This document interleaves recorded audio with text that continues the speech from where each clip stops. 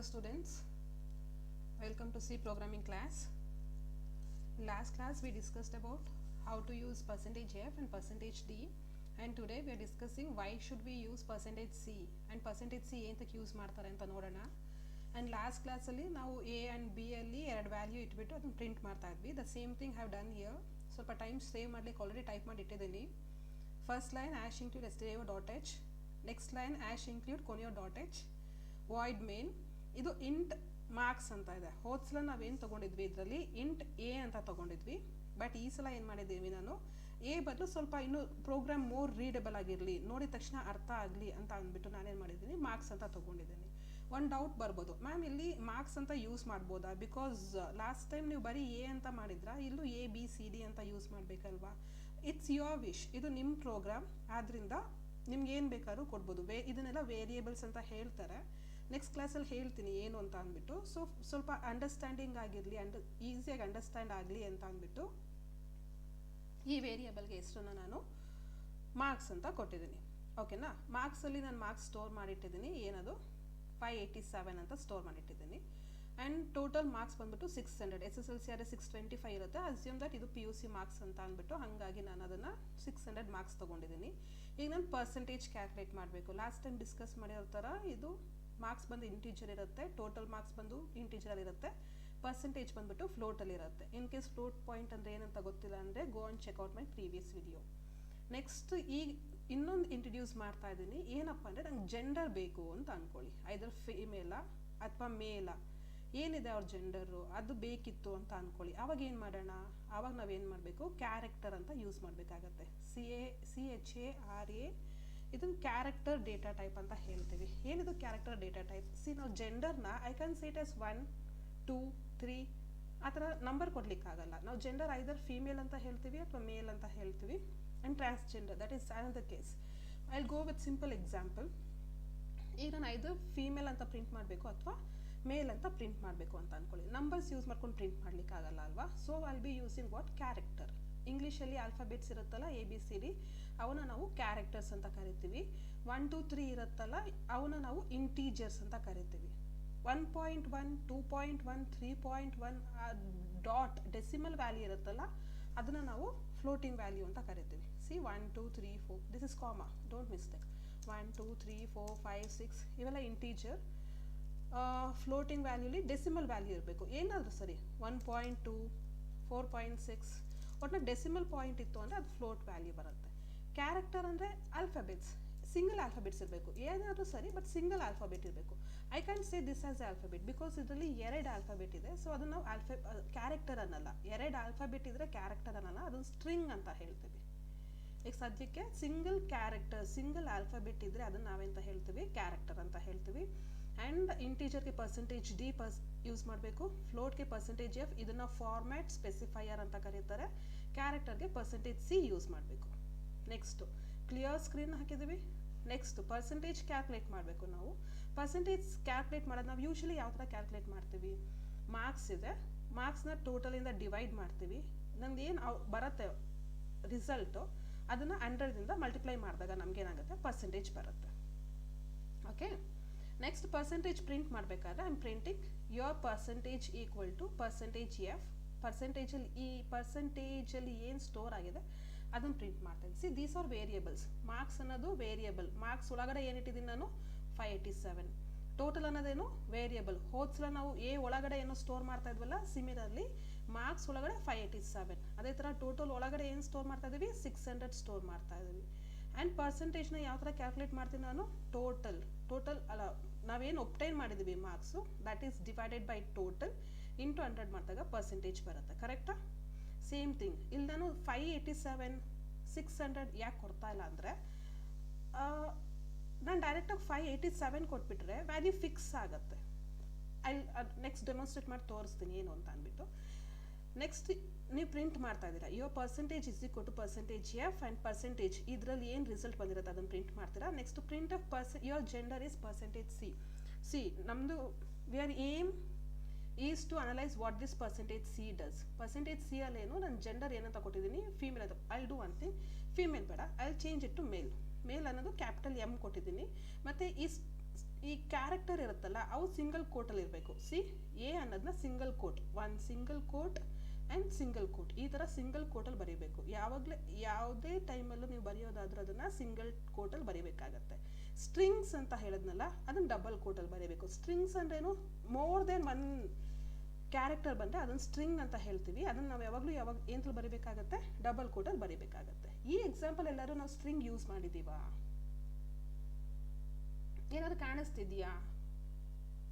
So just observe here, ಇಲ್ಲಿ ನೋಡಿ, your, percentage, ಇದು ಕಲೆಕ್ಷನ್ ಆಫ್ ಕ್ಯಾರೆಕ್ಟರ್ಸ್ ಅಲ್ವಾ, ಅಂದರೆ ಒನ್ ಆರ್ ಮೋರ್ ಕ್ಯಾರೆಕ್ಟರ್ ಅಲ್ವಾ ಇದು, ಅದಕ್ಕೆ ಅದನ್ನು ಡಬಲ್ ಕೋಟಲ್ಲಿ ಬರ್ತಿದ್ದೀವಿ ನೋಡಿ, ಕರೆಕ್ಟ್. ಬಟ್ ಅದಕ್ಕೆ ಸ್ಟ್ರಿಂಗ್ ಅಂತ ಹಾಕಿಲ್ಲಲ್ಲ.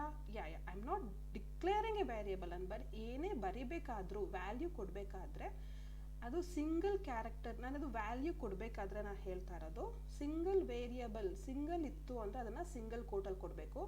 ಈ ಥರ ಗ್ರೂಪಲ್ಲಿ ಇತ್ತು ಅಂದರೆ ಗ್ರೂಪ್ ಅದನ್ನು ನಾವು ಏನಂತ ಕೊಡಬೇಕು, ಡಬಲ್ ಕೋಟಲ್ಲಿ ಕೊಡಬೇಕು. ಯಾಕಂದರೆ ಕಲೆಕ್ಷನ್ ಆಫ್ ಕ್ಯಾರೆಕ್ಟರ್ಸ್ನ ನಾನು ಸ್ಟ್ರಿಂಗ್ ಅಂತ ಹೇಳ್ತೀನಿ, ಸಿಂಗಲ್ ಇದ್ದರೆ ಅದನ್ನು ಕ್ಯಾರೆಕ್ಟರ್ ಅಂತ ಹೇಳ್ತೀನಿ. ಸೊ ಈಗ ನಾವು ಜೆಂಡರ್ ಏನಂತ ಕೊಟ್ಟಿದ್ದೀವಿ, ಮೇಲ್ ಅಂತ ಕೊಟ್ಟಿದ್ದೀವಿ. ಇವೆಲ್ಲ ಕಮೆಂಟ್ ಸೆಕ್ಷನ್. ನಾನು ಇಲ್ಲಿ ಡಬಲ್ ಸ್ಲ್ಯಾಶ್ ಆದಮೇಲೆ ಏನು ಬರೆದಿದ್ದೀನಿ ಇದನ್ನೆಲ್ಲ ಕಮೆಂಟ್ ಸೆಕ್ಷನ್, ಅದು ಕಂಪ್ಯೂಟರ್ ಹೋದಲ್ಲ, ಅದು ನಿಮ್ಮ ಅಂಡರ್ಸ್ಟ್ಯಾಂಡಿಂಗ್ ಮಾತ್ರ ಬರ್ದಿರೋದು ನಾನು. ಸೊ ಲಾಸ್ಟಲ್ಲಿ your gender is percentage C ಅಂತ ಪ್ರಿಂಟ್ ಆಗುತ್ತೆ and get C H. So computer line by line execute ಮಾಡುತ್ತೆ. Just in order to avoid confusion I just remove these things, erase ಮಾಡ್ತೀನಿ.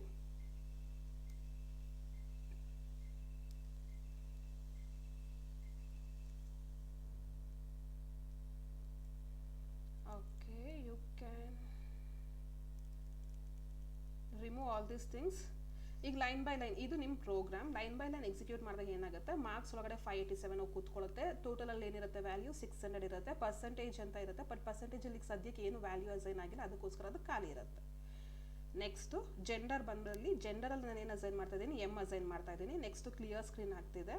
ಈಗ ಮಾರ್ಕ್ಸ್ ಡಿವೈಡೆಡ್ ಬೈ ಟೋಟಲ್ ಮಾಡಿ ಅದ್ರಲ್ಲಿ ಏನು result ಬರುತ್ತೆ ಅದನ್ನು ಮಲ್ಟಿಪ್ಲೈ ಬೈ 100 ಮಾಡಿದ್ರೆ ನಮ್ಮದು ಪರ್ಸೆಂಟೇಜ್ ಬರುತ್ತಲ್ಲ. This is how we calculate ಅಲ್ವಾ ಪರ್ಸೆಂಟೇಜ್ನ, ನಮ್ಮದು ಮಾರ್ಕ್ಸ್ದು.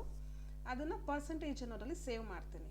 ಸೊ ಅದು ಪರ್ಸೆಂಟೇಜ್ ಅಲ್ಲಿ ಏನು ವ್ಯಾಲ್ಯೂ ಇರುತ್ತೆ ಅದನ್ನು ಪ್ರಿಂಟ್ ಮಾಡ್ತಾ ಇದ್ದೀನಿ by using what, percentage F, ಅದನ್ನು ಫಾರ್ಮ್ಯಾಟ್ ಸ್ಪೆಸಿಫೈಯರ್. ಆ್ಯಂಡ್ ಈ ಜೆಂಡರ್ ಅದನ್ನು ಏನು ಯೂಸ್ ಮಾಡ್ಕೊಂಡು ಪ್ರಿಂಟ್ ಮಾಡ್ತಾ ಇದ್ದೀನಿ, ಪರ್ಸೆಂಟೇಜ್ ಸಿ ಯೂಸ್ ಮಾಡ್ಕೊಂಡು ಪ್ರಿಂಟ್ ಮಾಡ್ತಾ ಇದ್ದೀನಿ. That will be printed here. So ಔಟ್ಪುಟಲ್ಲಿ ಏನಾಗುತ್ತೆ ನಿಮ್ಮದು, ಯುವರ್ ಪರ್ಸೆಂಟೇಜ್, ನಿಮ್ಮ ಔಟ್ಪುಟ್ ಯಾವ ಥರ ಕಾಣಿಸ್ಬೇಕು. This is again comment section. Your percentage is equal to 587 600 divide ಮಾಡಿದ್ರೆ 97.833 ಬರುತ್ತೆ. ನೆಕ್ಸ್ಟ್ ಯುವರ್ ಜೆಂಡರಲ್ಲಿ ಏನಿದೆ, ಕ್ಯಾಪಿಟಲ್ ಎಮ್ ಇದೆ. ಸೊ ಇಲ್ಲೇನು ಬರಬೇಕು, ನನಗೆ ಇಲ್ಲಿ ಕ್ಯಾಪಿಟಲ್ ಎಮ್ ಅಂತ ಪ್ರಿಂಟ್ ಆಗಬೇಕು. This is output screen. ನಿಮ್ಮ ಔಟ್ಪುಟ್ ಸ್ಕ್ರೀನಲ್ಲಿ ಈ ಥರ ಪ್ರಿಂಟ್ ಆಗಬೇಕು ಅಂತ ನಾನು ತೋರಿಸ್ತಾ ಇದ್ದೀನಿ. ಓಕೆ, ಫೈಲ್ ಸೇವ್ ಮಾಡಿ, ರನ್ ಮಾಡಿ. ಫಸ್ಟ್ ಕಂಪೈಲ್ ಮಾಡಿ, ಅಗೇನ್ ರನ್ ಮಾಡಿ. ಈಗ ಯುವರ್ ಜೆಂಡರ್ ಸೆಕೆಂಡ್ ಲೈನ್ ನೋಡಿ, your gender equal to M ಅಂತ ಕರೆಕ್ಟಾಗಿ ತೋರಿಸ್ತಾ ಇದೆ. But first line your percentage ಕರೆಕ್ಟಾಗಿ ಪ್ರಿಂಟ್ ಆಗ್ತಿಲ್ಲ ಅಲ್ಲ. Why is that error? ನಾನು ಇಂಟೆನ್ಷನಲಿ ಮಾಡಿದ್ದೆ ಅದನ್ನು. ಎರರ್ ಏನಕ್ಕಪ್ಪ ಅಂತ in further classes you will get to know. ಅದು ಟೈಪ್ ಕಾಸ್ಟಿಂಗ್ ಅಂತ ಇರುತ್ತೆ, ಅರ್ಥ ಆದರೂ ಓಕೆ, ಇಲ್ಲ ಅಂದರೆ in further classes, in further videos I just upload how why is that error ಅಂತ ಅಂದ್ಬಿಟ್ಟು. For time being sorry, for time being ಇದು ಟೈಪ್ ಕಾಸ್ಟ್ ಮಾಡ್ತಾ ಇದ್ದೀವಿ. ಯಾಕಂದರೆ ಮಾರ್ಕ್ಸ್ ಬಂದ್ಬಿಟ್ಟು ಇಂಟೀಜರ್, ಟೋಟಲ್ ಬಂದು ಇಂಟೀಜರ್, ಬಟ್ ಪರ್ಸೆಂಟೇಜ್ ಬಂದು ಫ್ಲೋಟ್, ಕರೆಕ್ಟಾ? ಹಾಗಾಗಿ ನಾನು ಮಾರ್ಕ್ಸ್ನ ಟೈಪ್ ಕಾಸ್ಟ್ ಮಾಡಿ ಆಮೇಲೆ ಆಪ್ರೇಷನ್ ಮಾಡಿದ್ರೆ ಕರೆಕ್ಟಾಗಿ ಔಟ್ಪುಟ್ ಬರುತ್ತೆ. ಸೊ ನಾವು ಈ ಕ್ಲಾಸಲ್ಲಿ ಮೇನ್ ಇಂಟೆನ್ಷನ್ ಇದ್ದಿದ್ದು ಪರ್ಸೆಂಟೇಜ್ ಸಿ ಏನು ಮಾಡುತ್ತೆ ಅಂತ ನೋಡ್ಕೊಳ್ಳಿಕ್ಕೆ. So percentage C is a format specifier. ಏನಕ್ಕೆ ಯೂಸ್ ಮಾಡ್ತೀವಿ ಅದನ್ನು, ಕ್ಯಾರೆಕ್ಟರ್ ಡೇಟಾನ ರೆಪ್ರೆಸೆಂಟ್ ಮಾಡಲಿಕ್ಕೆ ಯೂಸ್ ಮಾಡ್ತೀವಿ.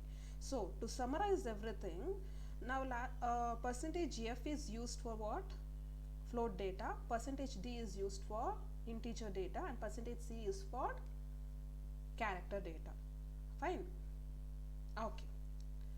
And in the same example I just wanted to demonstrate like what are the sizes that will be taken by integer, float and character.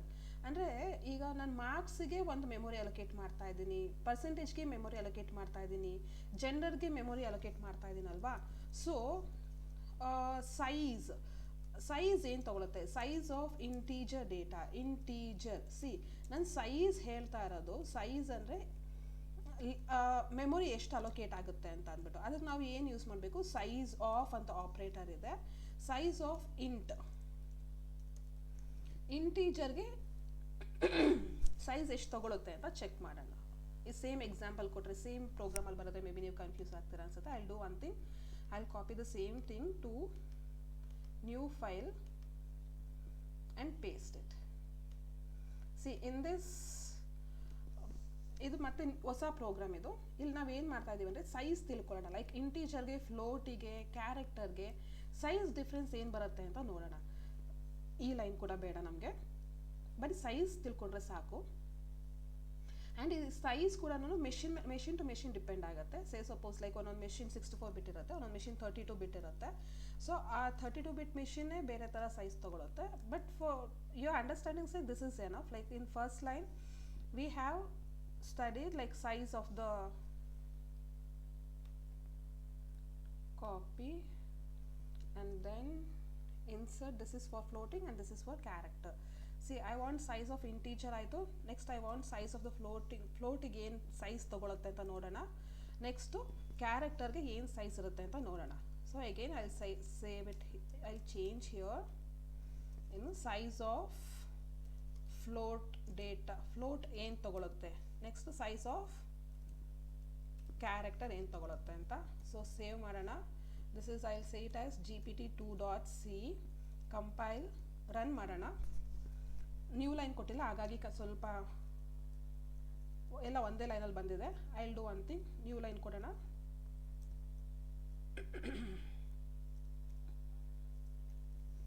Okay, compile and run. Just observe, integer ಎಷ್ಟು size ಇದೆ ಅಂತೆ, 2 bytes ಅಂತೆ. ಓ ಸಾರಿ, if ಅಂತ spelling mistake ಮಾಡಿದ್ದೀನಿ ನಾನು. Next size of float ಬಂದುಬಿಟ್ಟು 4 bytes ಅಂತ ಇದೆಯಂತೆ. ಸೈಜ್ ಆಫ್ ಕ್ಯಾರೆಕ್ಟರ್ ಬಂದುಬಿಟ್ಟು 1 byte ಅಂತ ಇದೆ. ಏನಾದರೂ ಡಿಫ್ರೆನ್ಸ್ ಗೊತ್ತಾಗ್ತಾ ಇದೆಯಾ? ಸಿ, ಸೈಜ್ ಇಂಟೀಜರ್ ಬಂದುಬಿಟ್ಟು ಓನ್ಲಿ ಇಂಟೀಜರ್ ಡೇಟಾ ಸ್ಟೋರ್ ಮಾಡ್ಕೊಳ್ಳುತ್ತೆ. ಅದಕ್ಕೋಸ್ಕರ they will be given what, only 2 bytes. So ಅಂದರೆ ಫ್ಲೋಟ್ ಪಾಯಿಂಟ್ ವ್ಯಾಲ್ಯೂಗಿಂತ ಸ್ವಲ್ಪ ಕಡಿಮೆ ಬೈಟ್ ಅಲೋಕೇಟ್ ಆಗಿದೆ, ಕರೆಕ್ಟಾ? ಆ್ಯಂಡ್ ಫ್ಲೋಟ್ಗೆ 4 bytes ಅಲೋಕೇಟ್ ಮಾಡಿದ್ದೀವಿ, ಬಿಕಾಸ್ ಅದು ಡೆಸಿಮಲ್ ಆದಮೇಲೂ ಕೂಡ ವ್ಯಾಲ್ಯೂ ಸ್ಟೋರ್ ಮಾಡ್ಕೋಬೇಕಾಗತ್ತಲ್ಲ, ಅದಕ್ಕೋಸ್ಕರ.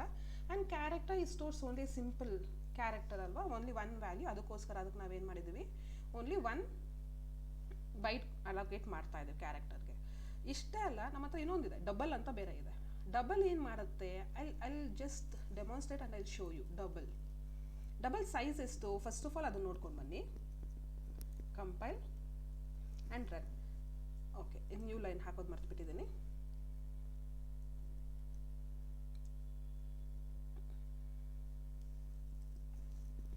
Okay, save, compile, run. See, ಇಂಟೀಜರ್ಗೆ 2 bytes, ಫ್ಲೋಟ್ಗೆ 4 bytes, ಬಟ್ ಡಬಲ್ಗೆ 8 bytes ತೊಗೊಳ್ತಿದೆ. ಅಂದರೆ ಯು ಕ್ಯಾನ್ ಇಮ್ಯಾಜಿನ್, ಅದು ಇಂಟೀಜರ್ ಅಂತಲೇ ಇದೆಯಲ್ಲ. ಐ ಆಮ್ ಸೋ ಸಾರಿ, ನಾನು ಕಾಪಿ ಪೇಸ್ಟ್ ಮಾಡಿದಾಗ ಅದನ್ನು ಚೇಂಜ್ ಮಾಡೋದು ಮರ್ತ್ಬಿಟ್ಟಿದ್ದೀನಿ ಇಲ್ಲಿ. ಸಿ, ನಾನು ಇಲ್ಲಿ ಡಬಲ್ ಕೋಟ್ಸಲ್ಲಿ ಏನು ಕೊಡ್ತೀನಿ, ಸೇಮ್ ಥಿಂಗ್ ಪ್ರಿಂಟ್ ಆಗುತ್ತಲ್ಲ. Please don't get confused. This is like size of double. I save it, I run again. C, integer ಬಂದುಬಿಟ್ಟು 2 bytes, ಫ್ಲೋಟ್ ಬಂದು 4 bytes, ಡಬಲ್ ಬಂದು 8 bytes, ಅಂದರೆ ಕ್ಯಾರೆಕ್ಟರ್ ಬಂದು 1 byte. ಸ್ವಲ್ಪ ಲಿಂಕ್ ಸಿಗ್ತಿದೆಯಾ ಅಂದರೆ ಫ್ಲೋಟ್ ಬಂದುಬಿಟ್ಟು ಇಂಟೀಜರ್ಗಿಂತ ಜಾಸ್ತಿ ಇರುತ್ತಲ್ಲ, ಹಾಗಾಗಿ 4 bytes ಅಲೋಕೇಟ್ ಆಗಿದೆ. ಸೇಮ್ ಥಿಂಗ್, ಡಬಲ್ ಬಂದು ಫ್ಲೋಟ್ಗಿಂತ ಜಾಸ್ತಿ ಇರುತ್ತೆ ಅಂತ ಅನಿಸ್ತಿಲ್ವಾ? ಕರೆಕ್ಟ್, ನಿಮ್ಮ ಗೆಸ್ ಕರೆಕ್ಟ್ ಇದೆ. ಈಗ ಈ ಪ್ರೋಗ್ರಾಮ್ ಹೋಗಿ ಅದು ಸ್ವಲ್ಪ ಡೆಮಾನ್ಸ್ಟ್ರೇಟ್ ಮಾಡುವ, ಮತ್ತೆ ಯಾರು ಬರೀತಾರೆ ಅಂತ ಅಂದ್ಬಿಟ್ಟು ನಾನೇನು ಮಾಡ್ತೀನಿ, I will do it ಹ್ಯೂರ್ only. ಇದನ್ನೇ ಸ್ವಲ್ಪ ಆಲ್ಟ್ರ್ ಮಾಡಿಬಿಡೋಣ. ಏನು ಮಾಡ್ತಾ ಇದ್ದೀನಿ ಅಂದರೆ ಫ್ಲೋಟ್ಗೂ ಡಬಲ್ಗೂ ಏನು ಡಿಫ್ರೆನ್ಸ್ ಇದೆ ಅಂತ ತೋರಿಸೋಣ ಅಂತ ಅಂದ್ಬಿಟ್ಟು ಅಷ್ಟೇ, ಇನ್ನೇನಿಲ್ಲ. ಓಕೆನಾ? ಸರಿ, ಈಗ ಫ್ಲೋಟ್ ಪರ್ಸೆಂಟೇಜ್ ಎಷ್ಟು 97.3 ಅಂತ ಏನೋ ಬಂದಿತ್ತಲ್ಲ ಅವ್ರಿಗೆ, 97.3. ಈ ಥರ ಡೈರೆಕ್ಟ್ ವ್ಯಾಲ್ಯೂ ಕೂಡ ಅಸೈನ್ ಮಾಡ್ಬೋದು, ಅಥವಾ ನಾವು ಕ್ಯಾಲ್ಕುಲೇಟ್ ಕೂಡ ಮಾಡ್ಬೋದು. The way of doing your work, ನಾನು ಯಾವ ಥರ what are all the ways ನಮಗಿದೆ ಅನ್ನೋದನ್ನ ನಾನು ಒಂದೊಂದು ಪ್ರೋಗ್ರಾಮಲ್ಲಿ ಡೆಮಾನ್ಸ್ಟ್ರೇಟ್ ಮಾಡಿ ತೋರಿಸ್ತೀನಿ. ಈಗ ನೋಡಿ, ಪ್ರಿಂಟ್ ಎಫ್ ಯುವರ್ ಪರ್ಸೆಂಟೇಜ್, ಇದನ್ನು ಪರ್ಸೆಂಟೇಜ್ ಮಾಡೋಣ. Percentage equal to percentage f, ಅದು percentage. Save, run. I have not put clear screen, ಹಾಗಾಗಿ ಪ್ರೀವಿಯಸ್ ಔಟ್ಪುಟ್ ಬರ್ತಿದೆ. ಗೊತ್ತಾಗ್ತಿದೆಯಾ? ಪ್ರೀವಿಯಸ್ ಔಟ್ಪುಟ್ ಗಾರ್ಬೇಜ್ ವ್ಯಾಲ್ಯೂ ಇದೆಯಲ್ಲ, ಕಾಣಿಸ್ತಿದೆಯಾ garbage value? So I will do one thing, clear screen. Okay, compile. Declaration is not allowed here. Okay, clear screen should come after float value. ಕರೆಕ್ಟಾ? ಏನು error ಆಗಿದೆ ಅಂತ ಗೊತ್ತಿತ್ತಲ್ಲ? Okay, run.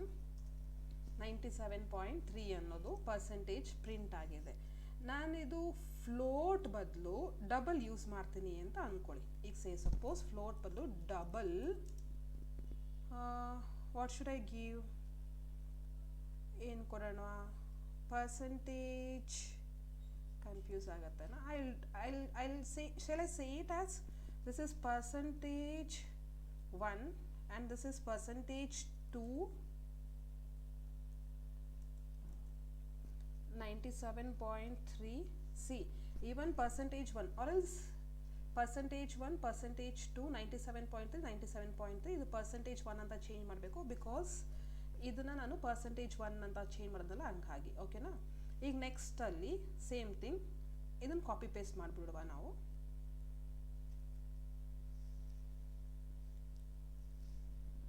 ಏನದು? First ಆದರೆ percentage 1 print ಮಾಡ್ತಾ ಇದ್ವಿ, ಸೆಕೆಂಡಲ್ಲಿ ನಾವು percentage 2 print ಮಾಡಿ ನೋಡೋಣ ಏನಿದೆ ಅಂತ ಅಂದ್ಬಿಟ್ಟು. ಓಕೆನಾ? Save, compile and run. Okay, one second, long float.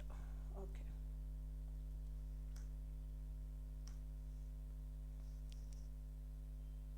this floating point, it takes precision up to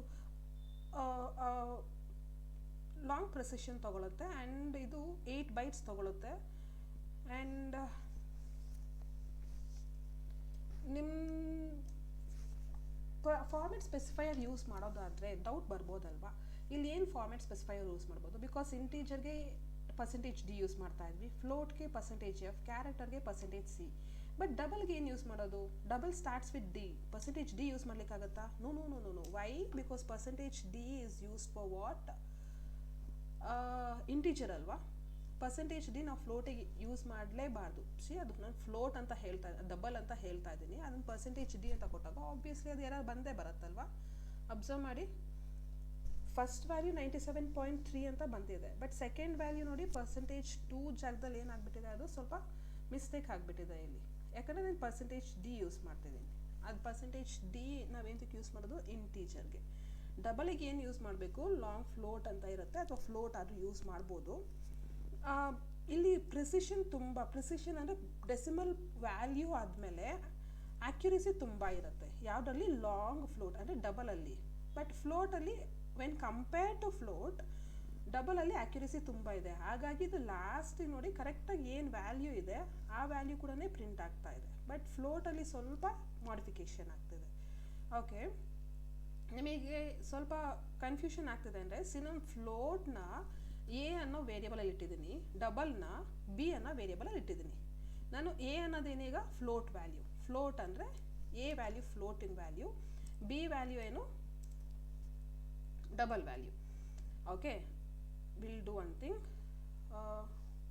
1 2 3 4, this is a value, or else wait a minute, 1 2 3 4 5 6 7 8 9. Okay, and we'll see it here, 1 2 3 4 5 6 7 8 9, 7 8 9. Okay, for just comparison ಅದಕ್ಕೋಸ್ಕರ ಅಷ್ಟೇ ಏನು ಬರ್ಬೋದು ಅಂತ. ಇಲ್ಲಿ ಮೇಲೆ observe ಮಾಡಿ, 1 2 3 4 5 9 ಅದು A value.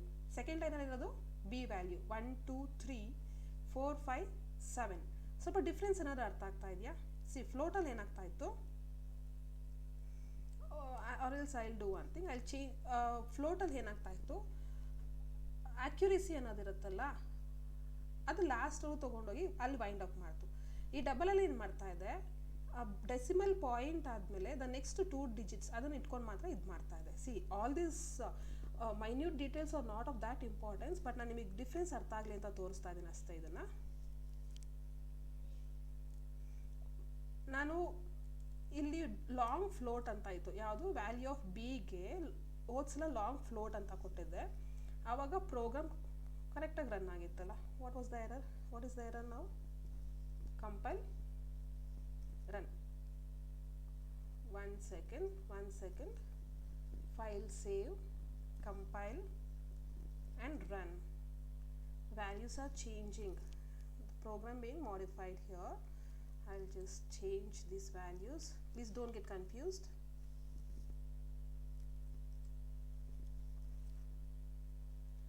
See the values now.